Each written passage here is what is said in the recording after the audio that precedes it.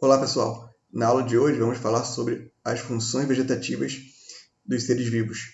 Funções vegetativas são aquelas que a gente não tem controle, né? Elas acontecem independente da nossa vontade. Vamos começar falando sobre as plantas e as algas, né? As plantas e as algas também precisam de nutrientes para manter o funcionamento das suas células, das suas estruturas. Só que parte desses nutrientes vem através do solo e outra parte é produzido por elas através da fotossíntese. A fotossíntese depende da clorofila e ela acontece quando a planta, o gás carbônico entra na planta, junto com a água que entra pelas raízes e também junto com a energia que vem do sol, acontece a fotossíntese e ela produz glicose, né, que é o C6H12O6. E o excesso de glicose produzido na fotossíntese, né, quando a planta produz mais do que ela precisa, é armazenado em forma de amido, que é um carboidrato, que, como a gente já viu, é uma reserva energética. A gente sempre fala, né, que na fotossíntese há a entrada de gás carbônico, de CO2, na planta e a saída de oxigênio. Mas por onde que esses gases entram? Né? Então tem essa estrutura, que é o estômato, e o gás carbônico entra por essas estruturas, né, que estão dispostas, a maioria, nas folhas, e o oxigênio também sai por elas. A gente está vendo aqui no lado direito um esquema em que a gente pode ver que é naquela abertura que entra o dióxido de carbono e depois da fotossíntese feita, das reações da fotossíntese, libera oxigênio e água. Vamos entrar agora na nutrição dos animais, que podem ser herbívoros, carnívoros ou onívoros. Herbívoros, né, são aqueles organismos, aqueles animais que se alimentam só de vegetais. Carnívoros se alimentam só de carne. E onívoros são capazes de metabolizar tanto carne quanto vegetais. Então, são animais que podem se alimentar de diversas classes de alimentos. E a nutrição, né, nos animais, ela acontece em 4 etapas. Primeiro é a captura e a ingestão. Né? Então, para a gente é fácil, é só ir no mercado e comprar. Mas na natureza não é assim. Então, o animal precisa capturar aquilo que ele vai comer e ingerir.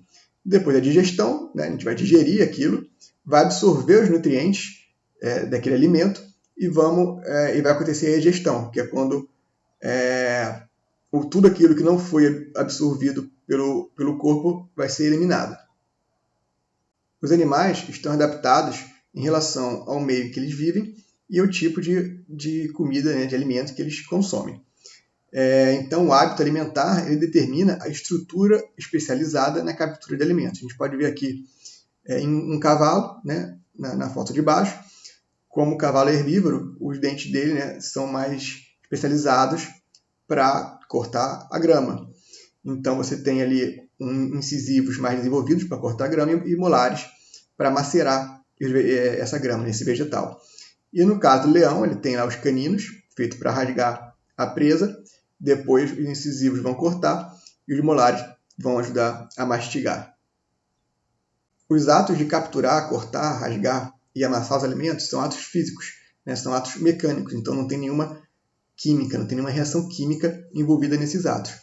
E também existem animais que não têm boca.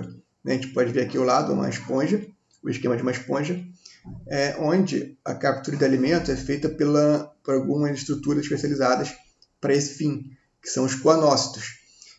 Então a água entra pelos poros da esponja, os coanócitos capturam o alimento e depois essa água sai pelo ósculo. Então depois que o animal capturou e ingeriu o alimento, depois disso ocorre a digestão e a absorção dos nutrientes desse alimento. Né? Afinal de contas, a gente precisa fornecer para nossas células a energia necessária para que ela continue funcionando corretamente. Então, a digestão é a quebra química do alimento em substâncias simples, né? Não é mais uma quebra mecânica. Isso você já fez na sua boca, quando você mastigou e triturou aquele alimento. Mas mesmo assim, quando a gente engole, os carboidratos, as proteínas, precisam ainda ser digeridas em moléculas menores do que aquilo que a gente já triturou mecanicamente. Para quê? Para que as células consigam absorver esses nutrientes. A água e os sais minerais e vitaminas não precisam ser processadas, não precisam ser quebradas, porque o tamanho delas já permite que as nossas células absorvam essas substâncias. E a digestão, na maioria dos animais, é extracelular, né? Ela acontece fora das células e ocorre na cavidade digestória. Sendo que em invertebrados mais simples, no caso que a gente mostrou anteriormente, as esponjas, a digestão é intracelular, quer dizer que a digestão dos alimentos ocorre dentro das células. E o sistema digestório pode ser de dois tipos: incompleto, onde o animal possui somente um orifício, né, para entrada e saída, para entrada de alimentos e saída de fezes, né, temos um exemplo aí, a anêmona.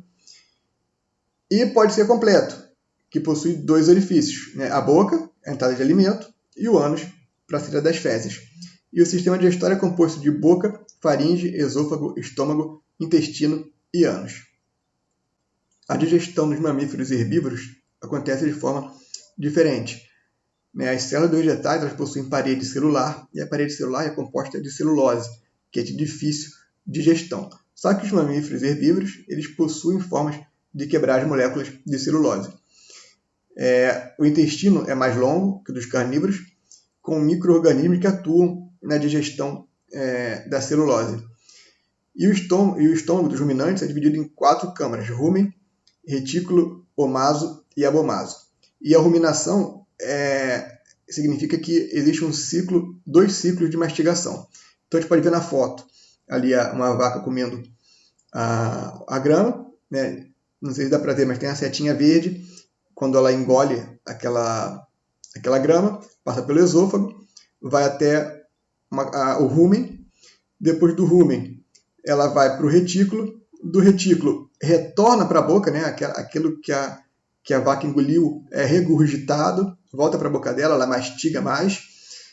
Depois que ela mastiga, ela engole, e aí vai para o omaso, depois do abomaso, e passa para o intestino.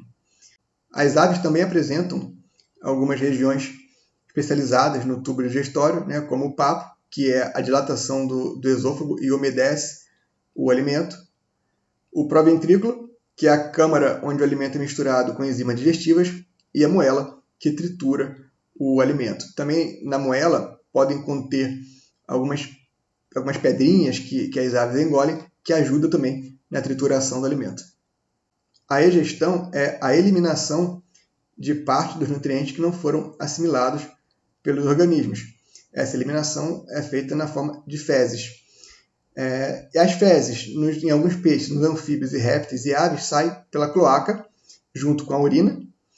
E nos mamíferos, as fezes saem pelo ânus, onde não há mistura, né, de urina com as fezes.